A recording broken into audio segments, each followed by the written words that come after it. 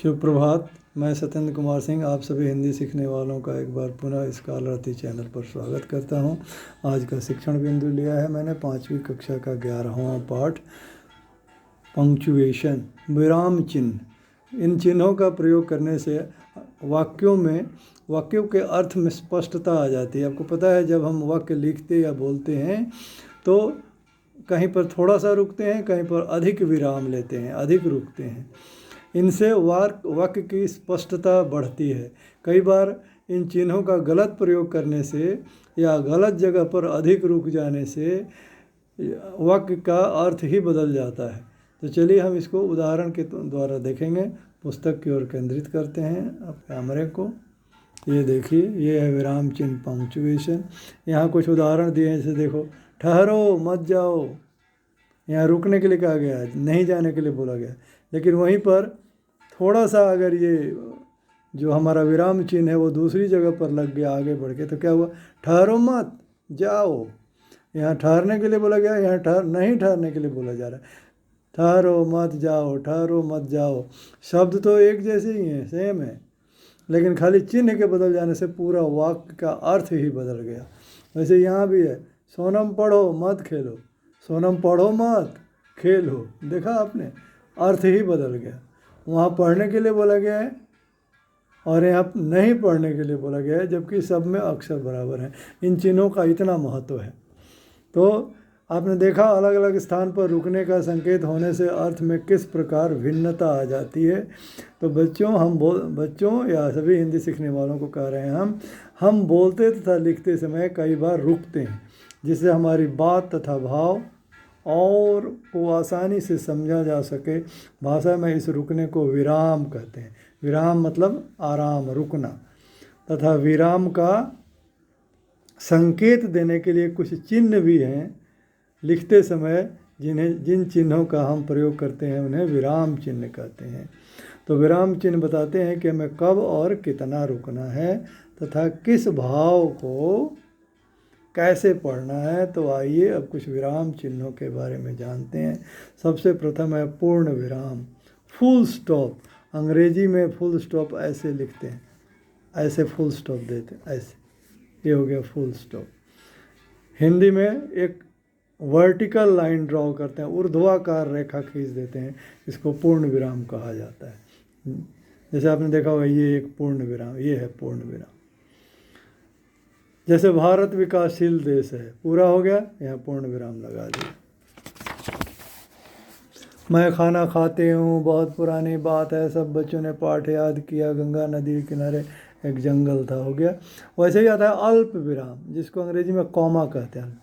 वाक्य में जहाँ थोड़ा रुकना हो वहाँ अल्प विराम लगाते हैं। जैसे, कल मैंने केले सेब संतरा तथा पपीता खरीदा। कल मैंने केले सेब संतरा, सब जो है अनेक किस्म के शब्दों को जब हम लिखते हैं तो थोड़ा थोड़ा रुक के बताते हैं, इनमें अंतर स्पष्ट करने के लिए कि ये एक ही शब्द नहीं है, अलग अलग हैं।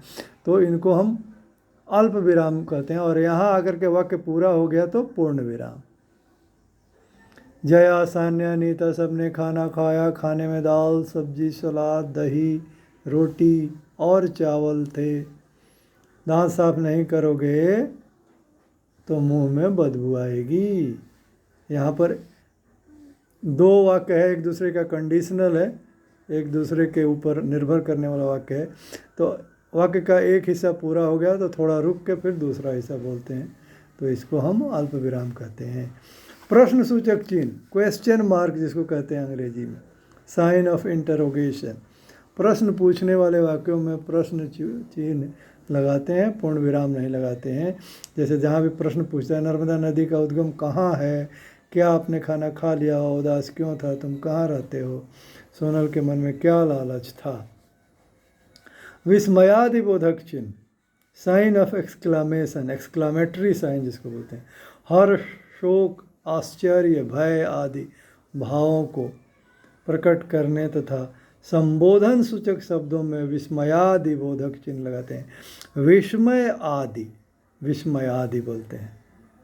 विस्मय यानी आश्चर्य, आदि इसलिए लगा दिया, खाली आश्चर्य के लिए नहीं बल्कि संबोधन के लिए, खुशी के लिए, दुख के लिए, हर चीज और भी कई चीज़ों के लिए इसका प्रयोग करते हैं, इसलिए विस्मय के साथ आदि लगा दिया, विस्मयादि बोधक चिन्ह कहते हैं। हाय मैं मर गया, वाह खूब आनंद आया, बिरबल तुम भी।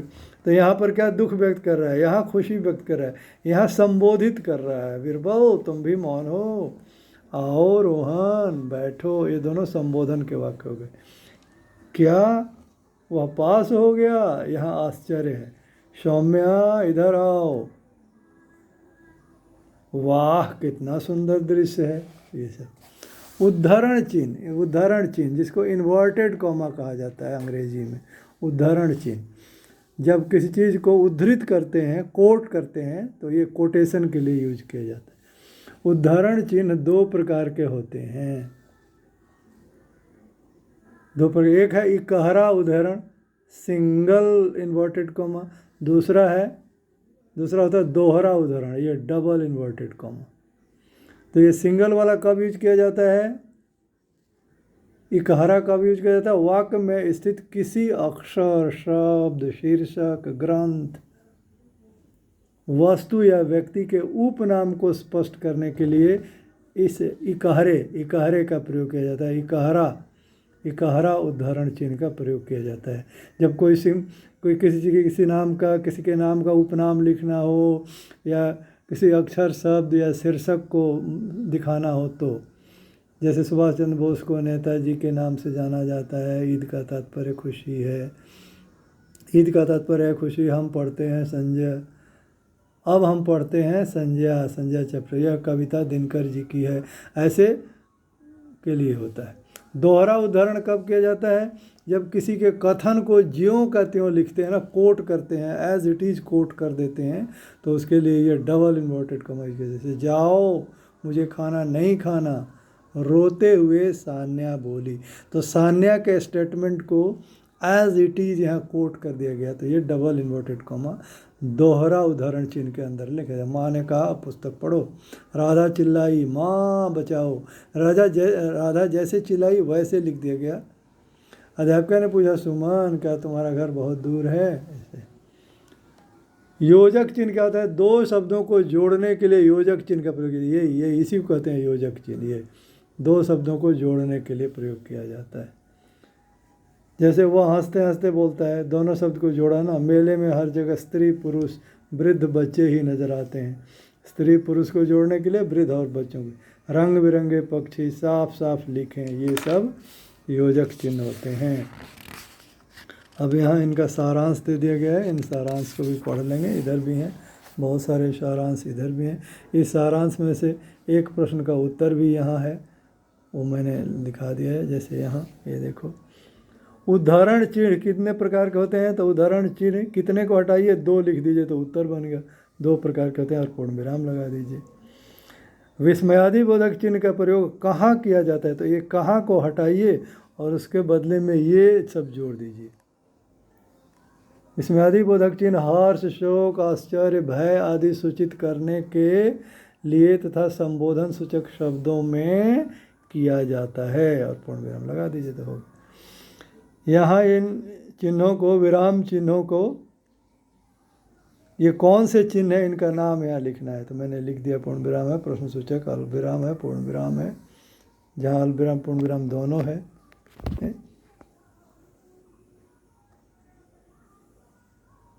जहाँ अल्प विराम पूर्ण विराम दोनों है वहाँ दोनों ही लिख दिया है मैंने। ये ऐसे यहाँ भी लिख दिया गया है। यहाँ दिए गए अनुच्छेद से उचित स्थान में विराम चिन्ह लगाइए। मैंने पूरा जगह में विराम चिन्ह, राजा ने कहा, तो उसके स्टेटमेंट को उदाहरण चिन्ह में रखना पड़ेगा। कहा के बाद कॉमा दिया, रुकना है तो फिर उदाहरण चिन्ह में राजा ने क्या कहा उसको डबल इन्वर्टेड कॉमा में लिखा जाएगा। मेरी भोली चिड़िया, यहाँ संबोधन किया गया है तो संबोधन का चिन्ह भी लगेगा। तो मैं देखकर मेरा चित्त प्रफुल्लित हुआ, पूर्ण विराम। मेरा महल भी सोना है, पूर्ण विराम। तुम यहीं क्यों नहीं रह जाती, क्वेश्चन मार्क पूछ रहा है।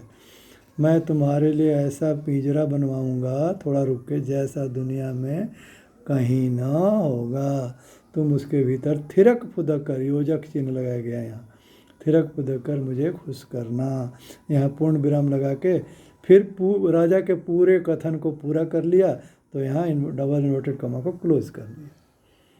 अब इन चिन्हों को प्रयोग करके और एक एक वाक्य बनाया। प्रश्नसूचक चिन्ह के लिए एक वाक्य मैंने बना दिया है, विस्मयादि बोधक के लिए भी एक वाक्य बना दिया है, योजक चिन्ह के लिए भी ये एक वाक्य बना दिया है, इसमें दो बार योजक चिन्ह लगे हैं, और उदाहरण चिन्ह को यूज करके भी एक वाक्य मैंने बना दिया है। तो इस प्रकार आप इन वाक्यों को देख लीजिए। फिर क्या करना है, यहाँ चिन्हों का मिलान करना है, तो मैंने मिलान भी कर दिया है। तो ये वीडियो आपको पसंद आया तो इसे लाइक करें, अधिक से अधिक लोगों में इसको बांटें, शेयर करें। अगर इस वीडियो में कुछ सुधार की संभावना आप देखते हैं, आपको लगता है कि ऐसे इसमें सुधार होना चाहिए, तो कमेंट में जाएं, कमेंट सेक्शन में जाकर कमेंट अवश्य करें। चैनल को सब्सक्राइब करें, बेल आइकन को दबाकर ऑल नोटिफिकेशन को क्लिक करें, ताकि जब भी कोई नया वीडियो मैं डालूं तो तत्काल उसकी सूचना आपको मिले। धन्यवाद।